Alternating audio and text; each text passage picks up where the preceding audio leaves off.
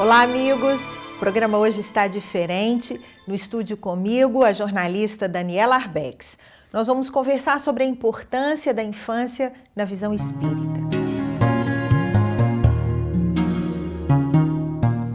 E a nossa entrevistada de hoje é a Mirna, que além de apresentadora do Seara Espírita, é pediatra, coordenadora da UTI da Santa Casa e professora universitária.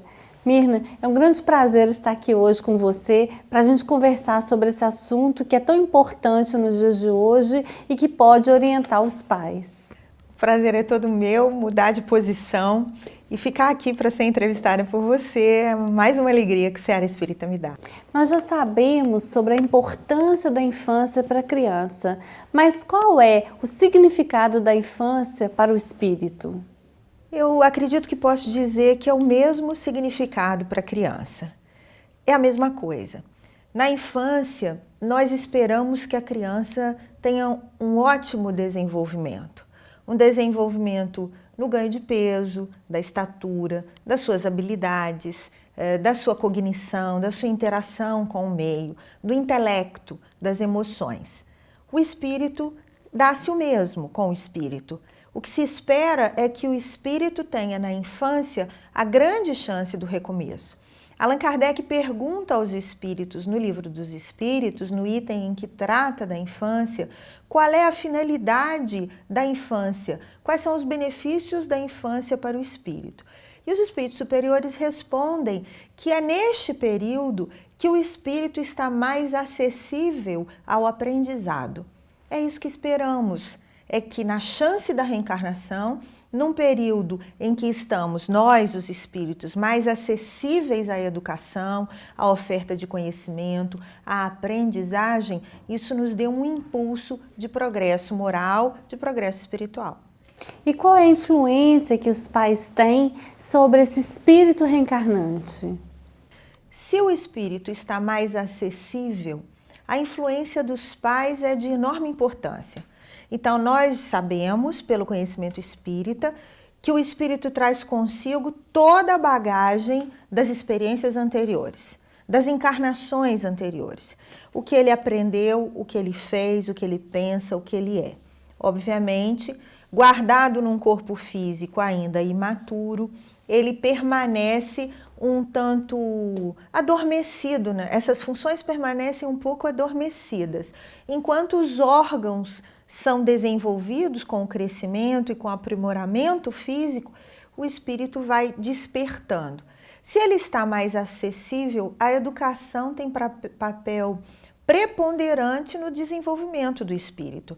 E a educação não se dá apenas na escola, na formação musical, no desenvolvimento das habilidades com as práticas desportivas, com o que se ganha com as novas mídias, com a grandeza e com as múltiplas possibilidades da internet. A educação começa desde os primórdios, quando o pai, diante de um bebezinho de 1 ano, que aprende a andar, a trocar os primeiros passos, a cair e se levantar, o comportamento dos pais diante desses ganhos de habilidade já é um processo educativo. Como os pais se comportam diante da saúde e da doença, da perda, da frustração, dos anseios, da ansiedade, da alegria, das tristezas, isso tudo é educativo. Então, o Espiritismo ensina para nós que todas as nossas relações podem ser educativas, que todas as experiências são oportunidade de aprendizagem. Então, isso acontece com a criança. Então, há na vida em conjunto, na família, o papel preponderante do desenvolvimento. E a gente sabe que, mais do que a palavra repetida, a atitude e o comportamento são mais instrutivos para o espírito. Então, você tocou num ponto importante. Se a atitude dos pais, o exemplo dos pais é importante para a criança, eu queria que você comentasse um pouco sobre a importância de você trazer para essa criança não só a educação formal e a questão do comportamento, mas a educação espírita mesmo, como conhecimento, como transmissão de conhecimento. Isso é essencial. Os espíritos superiores, quando colocam sobre os ombros dos pais a responsabilidade da educação. Isso se dá não só no Livro dos Espíritos, mas também no Evangelho segundo o Espiritismo. Eles estão dizendo isso. Então, quando os pais oferecem para seus filhos o melhor que eles têm, aí eles estão dando um grande passo a caminho do aprimoramento daquele espírito. Então, os pais costumam ficar preocupados: qual é a melhor escola para o meu filho? Quando se decidem entre esta e aquela escola. São eles os pais que decidem. Quando a criança passa de fases, ela chega à adolescência, pode até ser que ele interfira, que ele solicite, que ele conte aos pais sobre suas experiências e isso dê aos pais um parâmetro na decisão. Então, é responsabilidade dos pais também escolher que tipo de informação e de conhecimento eles vão dar para seus filhos. E aí entra a educação espírita, a informação espírita. Se nós optamos pela escola formal, pela cultura, pela escola de esportes, se nós escolhemos aonde o nosso filho vai ficar mais habilitado para o futuro, então por que nós deveríamos abrir mão de oferecer a eles aquilo que nós consideramos o melhor para nós? Quando nós escolhemos uma religião, nós consideramos que aquela religião nos seja útil, a mais útil que nos foi apresentada até então. Então, sonegar a informação espírita do filho é privá-lo daquilo que consideramos de melhor, como educação moral, como cultura, como informação das leis de Deus, e não faz nenhum sentido. Há algum tempo atrás eu ouvi, na minha prática clínica, um pai espírita. Ao se referir à educação religiosa de sua filha de 9 anos, ele me disse assim: não, eu não quero forçá-la. Eu não quero forçá-la a interferir na escolha. Ela só tem 9 anos. Ela não pode escolher quem é a melhor professora. Ela pode sim e deve ter uma opinião, mas ela precisa que seja, esta criança precisa receber o que houver de melhor na avaliação dos pais. Então, isso é um grande equívoco. André Luiz, no Conduta Espírita, alerta os pais sobre isso, sobre a instrução espírita. Então, eu sou uma adulta que tive o grande benefício de vivenciar a experiência da escola de evangelização, Dani. Eu fui aluna da escola de evangelização, eu fui professora da escola de evangelização, foi onde eu tive as minhas primeiras lições de difusão do espiritismo e isso fez toda a diferença na minha formação pessoal. Tanto do ponto de vista do conhecimento sobre a vida, quanto do ponto de vista da maturidade espiritual. Então, os espíritas, nós os espíritas, as pessoas que tomaram o espiritismo como sua cultura, sua religião, sua filosofia, sua ciência, têm de ter a grande alegria de ensinar isso a seus filhos. Eu me lembro com uma felicidade enorme dos meus tempos de escola de evangelização. Eu sei o quanto foi importante para mim o contato com a criança quando eu era professora ou auxiliar da professora na escola de evangelização. Essa experiência é enriquecedora e é obrigação do pai, da mãe espíritas, que eles informem seus filhos sobre essa beleza que é o espiritismo. E, obviamente, quando eles tiverem condição de tomar suas próprias decisões, eles vão fazer. Como nós podemos explicar as tendências positivas e negativas que a criança traz e como lidar com isso, já que algumas coisas são encantadoras e outras um pouco assustadoras também? É o espírito dizendo quem é. Isso se dá com toda criança.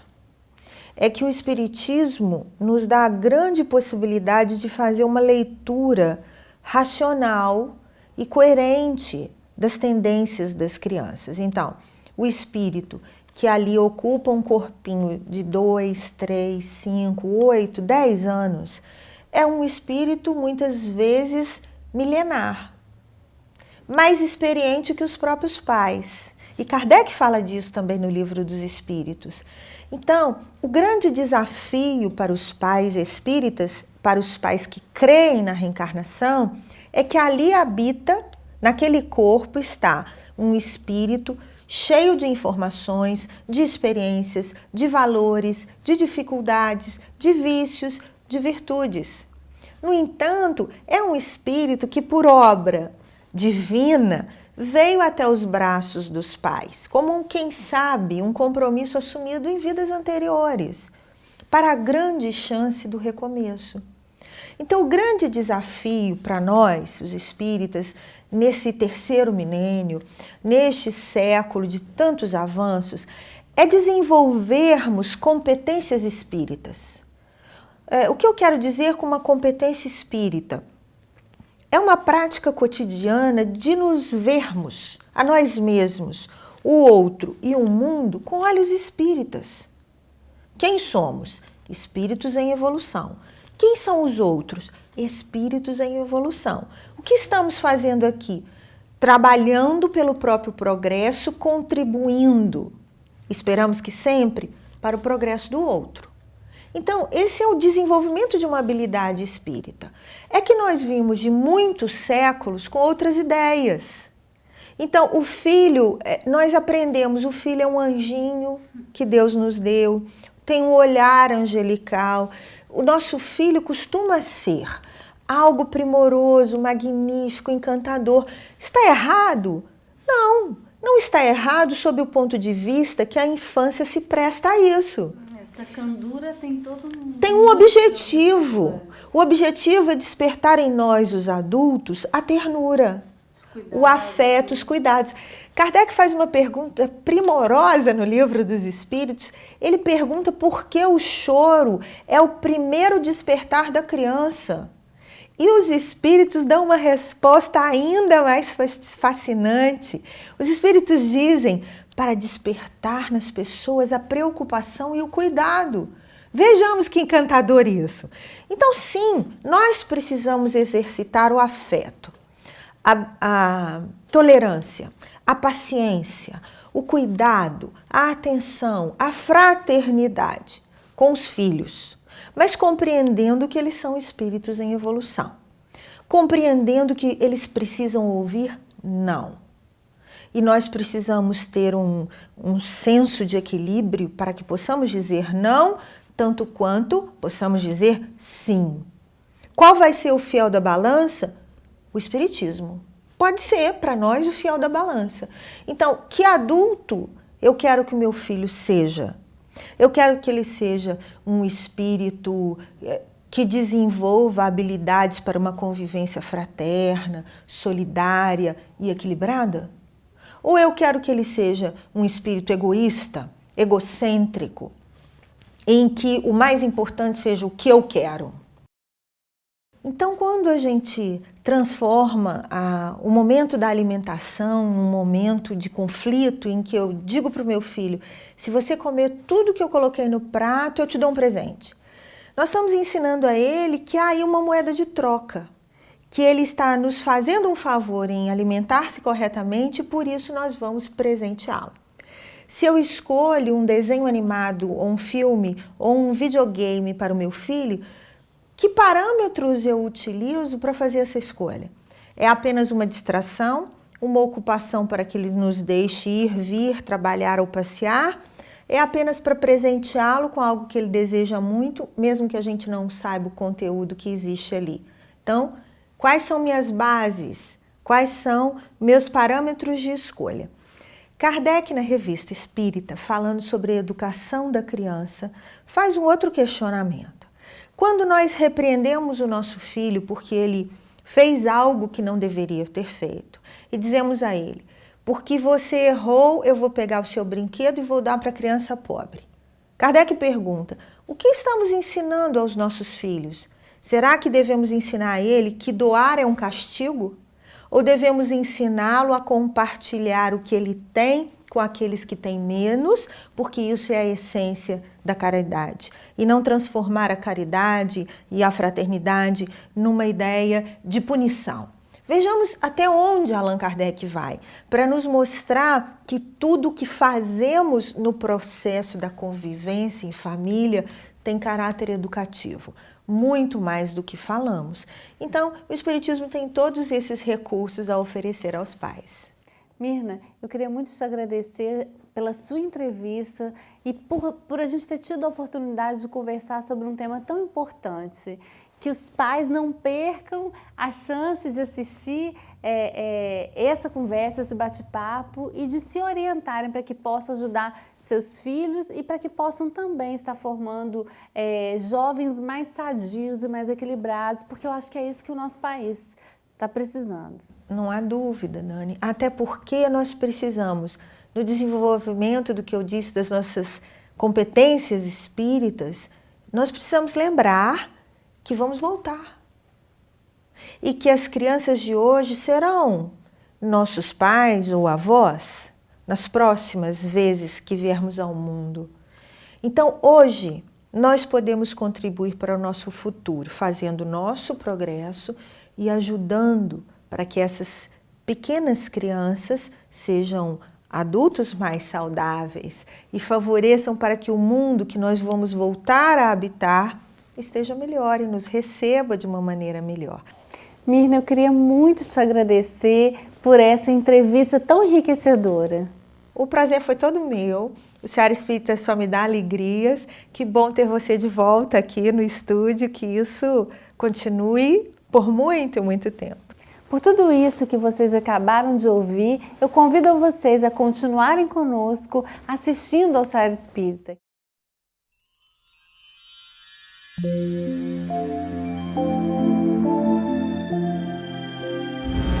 Todos nós temos compromisso com Deus, com a vida, logo com Jesus, com a espiritualidade superior que nos dá cobertura a todos.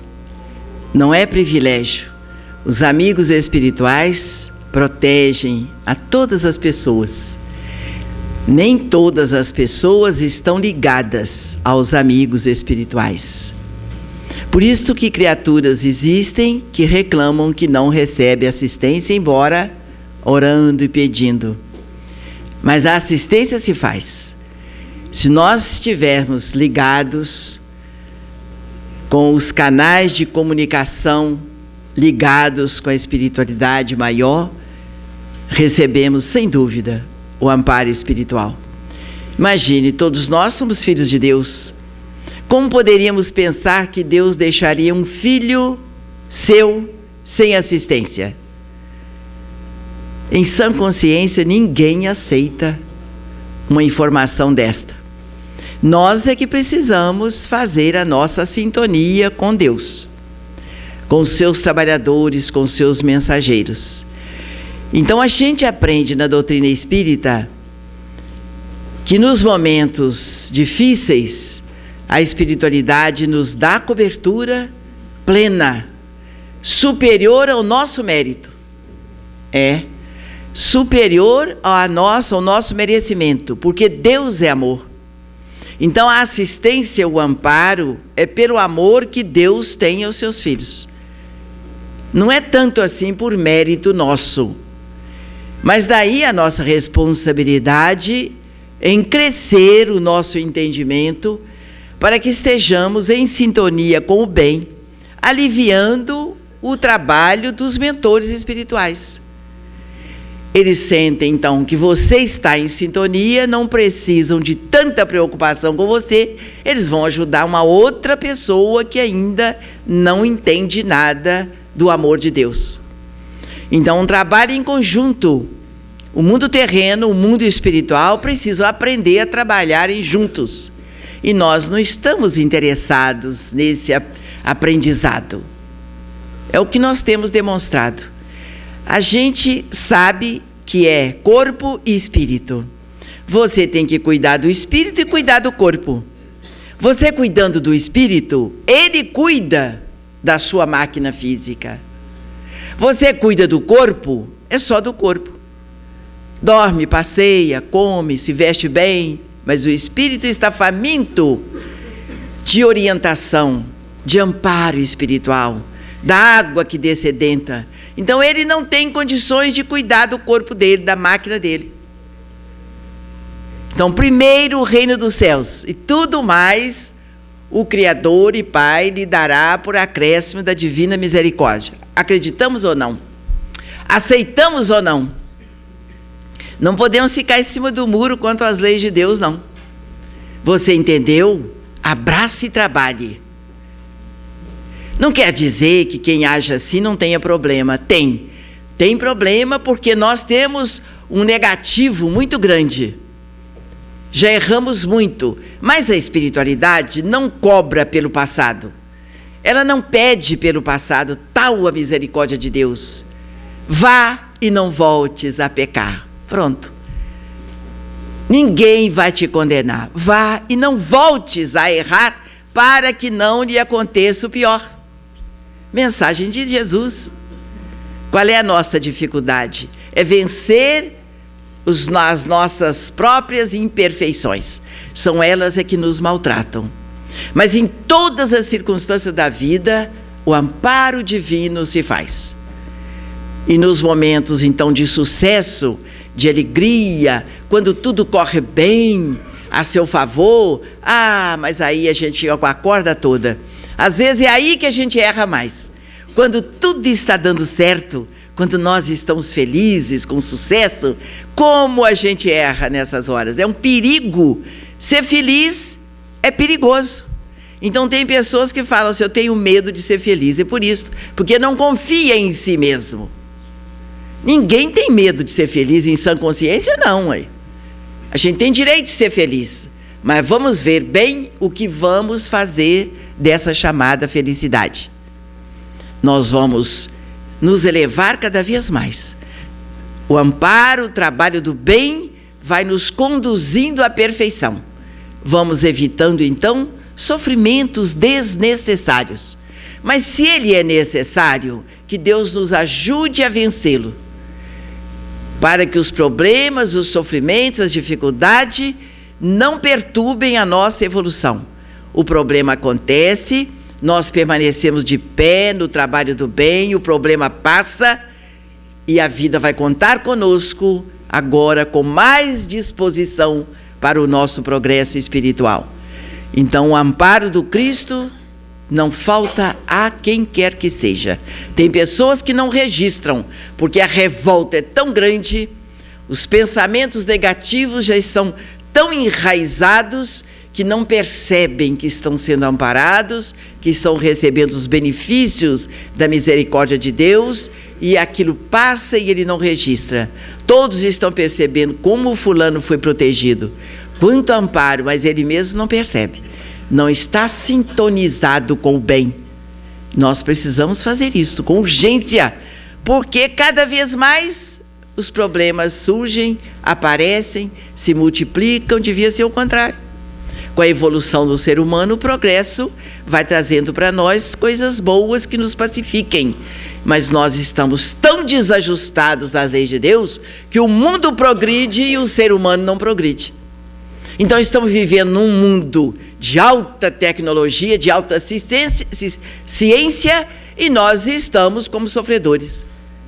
O que é isto? Porque não estamos progredindo, o ser humano em sentimento. Então dilatam o cérebro e acanham o coração, fecham o coração, maltratam as emoções. Nós temos que abrir o coração para o bem. Não precisa de tanto cérebro assim, não. É o coração, a emoção, o amor, a fraternidade, a solidariedade. Então, como nós somos corpo e espírito, vamos atentar para o cérebro e para o coração, as duas emoções que vão nos dar paz e uma sintonia mais elevada. Que Jesus nos ajude, nos pacifique, nos acalme o coração, asserenando o nosso sistema nervoso, as nossas emoções. Seja qual for o problema, confie no Cristo, ore e deixe que Ele dirija a sua existência, o seu livre-arbítrio até. Que Jesus nos abençoe a todos e nos medique a todos. Graças a Deus. O Seara Espírita termina aqui. Até o nosso próximo encontro.